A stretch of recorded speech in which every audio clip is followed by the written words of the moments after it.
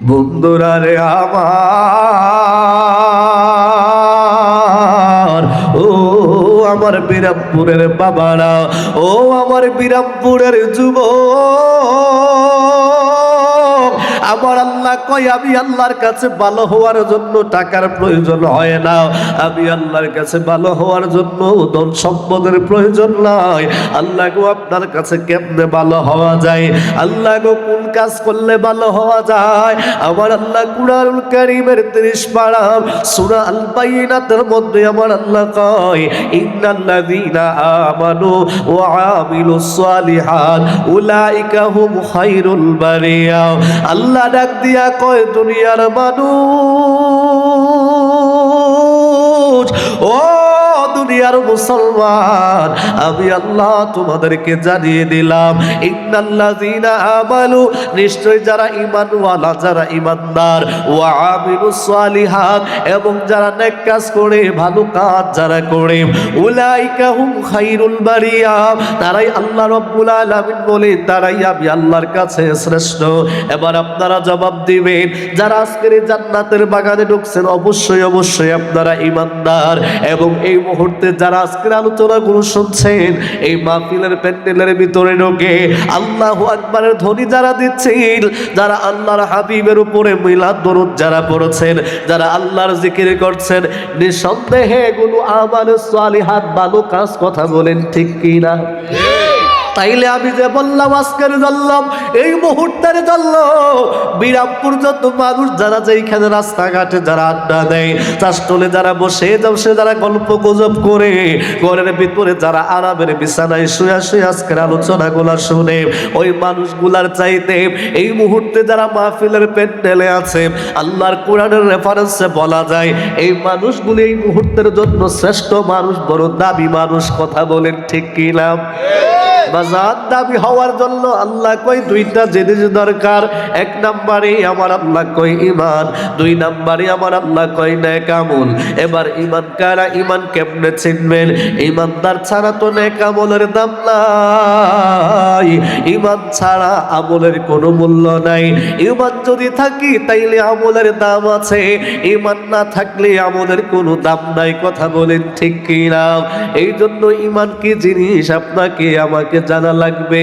ও যুবক ভাইয়েরা আমার, তুমি আমি বড় দামি হলাম, এই জান্নাতের বাগানে ঢুকছি এজন্যই শুধু নাম আল্লাহ রাব্বুল আলামিন 18,000 মাখলুকাত বানাইলো। ওই 18,000 মাখলুকাতের ভিতরে আমার আল্লাহ কয় খালাকতুকা রাব্না বানি আদম, আমি আল্লাহ কয় আমি বানি আদমকে সর্বশ্রেষ্ঠ করে আমি আল্লাহ বানাইলাম। ওই বানি আদমের ভিতরে আমার আল্লাহ কয় ওই বানি আদমের ভিতরে আবার সবাইকে আমি আল্লাহ শ্রেষ্ঠত্বের মর্যাদা দেই নাই। ওই বনি আদম অর্থাৎ আদম সন্তানদেরকে 3টা ভাগে ভাগ করা যায়। এর মধ্যে 1 নাম্বার ভাগ আমার আল্লাহ কই মুমিন। এই মুমিনদের সাথে আমার আল্লাহ কোরআনুল কারীমে সূরা নাযিল করলেন সূরাতুল মুমিনুন। আল্লাহ কই 2 নম্বরে মুনাফিক। আমি আল্লাহ কোরআনেও একটা সূরা দিলাম তাদের ব্যাপারে সূরাতুল মুনাফিকুন। আল্লাহ কই 3য় আরেকটা জাতি আছে ওই আদম সন্তানের ভিতরে, আমি আল্লাহ তাদের কথাটাও বললাম।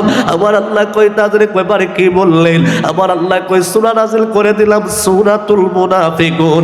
আওয়াজটা দিয়ে কি আল্লাহু আকবার বলা যায় না? বাবারা, ভাইরা, বন্ধুরা আমার, ও আমার আব্বুজিরা একটু গভীর মনোযোগ দিন। আল্লাহ রাব্বুল আলামিন কাফিরদের ব্যাপারে আলোচনা করতে গিয়া আমার আল্লাহ যে সূরাতুল কাফিরুনটা নাযিল করলেন, ওই আয়াতের সংখ্যা হলো মাত্র তো 6টা আয়াত। 6টা আয়াতের ভিতরে আমার আল্লাহ রাব্বুল আলামিন কাফিরদের কথাগুলো বর্ণনা করে আমার আল্লাহ শেষ করে দিলেন। আমার আল্লাহ মুনাফিকদের কথা বলতে যাইয়া আমার আল্লাহ 1 আয়াত 2 আয়াত 3 আয়াতে আমার আল্লাহ শেষ করেন নাই। আমার আল্লাহ মুনাফিকদের কথা বলতে যাইয়াও আমার আল্লাহ মুনাফিকদের বর্ণনা করতে যাইয়াও আমার আল্লাহ 11টা আয়াত নাযিল করলেন। জবানটা খুলে কি আল্লাহু আকবার বলা যায় না? এইলা মুনাফিকদের কথা বলতে যাইয়া আল্লাহ 11টি আয়াত নাজিল করলেন। কাফেরদের ব্যাপারে আমার আল্লাহ 6টা আয়াত নাজিল করলেন। বোঝা গেল কাফেরদের চাইতে মুনাফিকদের পরিচয় দিতে গিয়ে আমার আল্লাহ আরো বেশি আয়াত সংখ্যা নাজিল করলেন। কেন? কারণ মুনাফিকরা কাফেরদের চাইতে আরো বড় মারাত্মক ডেঞ্জারাস কথা বলেন, ঠিক কিনা? কেন বলবেন জানেন নি? কাফেরদেরকে চেনা যায়। একজন হিন্দু দেখলে আপনি বুঝবেন সে কাফের, সে ঈমানদার না। কথা কোন ঠিক নাও? একজন ইহুদি দেখলে আপনি বুঝতে পারবেন তিনি ইহুদি, তিনি ঈমানদার না, সে কাফের। একজন বৌদ্ধ দেখলে আমি বুঝতে পারবো সে বৌদ্ধ, সে তো ঈমানদার না, সে কাফের। একজন খ্রিস্টান দেখলে বুঝতে পারবো সে ঈমানদার না, সে কাফের। কিন্তু একজন মুনাফিক দেখলে চেনা যায় না, কারণ মুনাফিকরা ঈমানদারদের সাথে সাথেই থাকে। কথা বলেন ঠিক কিনা? মুনাফিকরা ঈমানদারদের সাথে সাথে থাকে।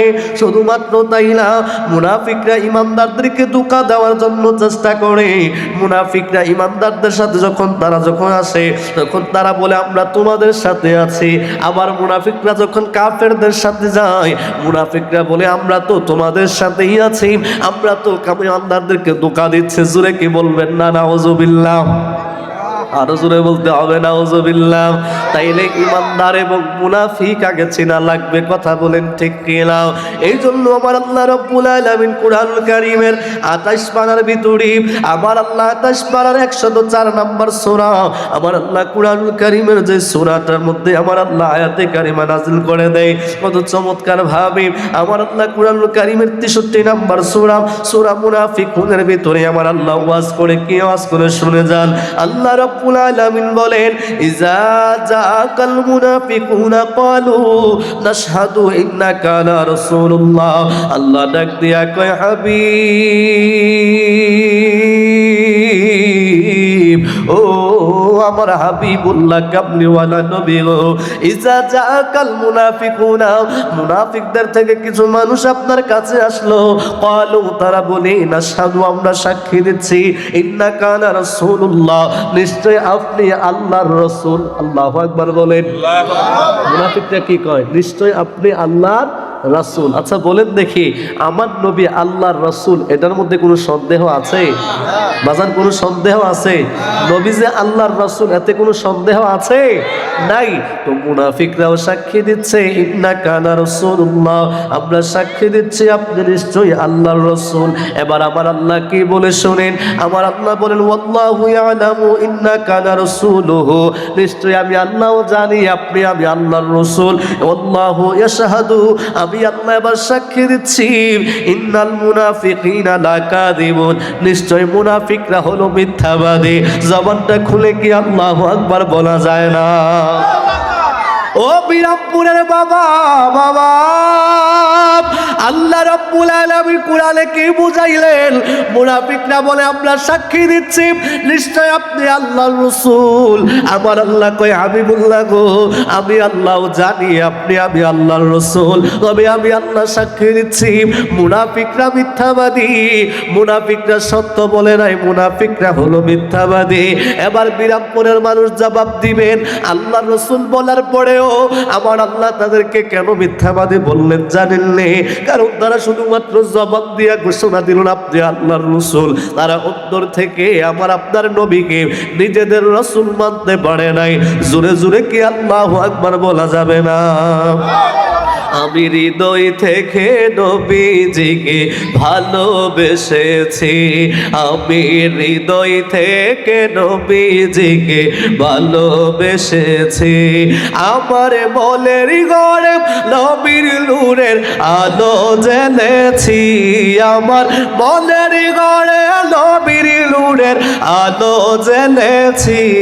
আমি হৃদয় থেকে নবীজিকে ভালোবেসেছি, আমি হৃদয় থেকে নবীজিকে দয়াল নবীর প্রেম ছাড়া মুমিন হতে চাই যারা, দয়াল নবীর প্রেম ছাড়া মুমিন হতে চাই যারা, মুনাফিকের দলে তাদের নাম লিখেছি আমি, মুনাফিকের দলে তাদের নাম লিখেছি আমি, হৃদয় থেকে নবীজিকে ভালোবেসেছি আমরা, হৃদয় থেকে নবীজিকে ভালোবেসেছি। জোরে বলতে হবে আল্লাহু আকবার।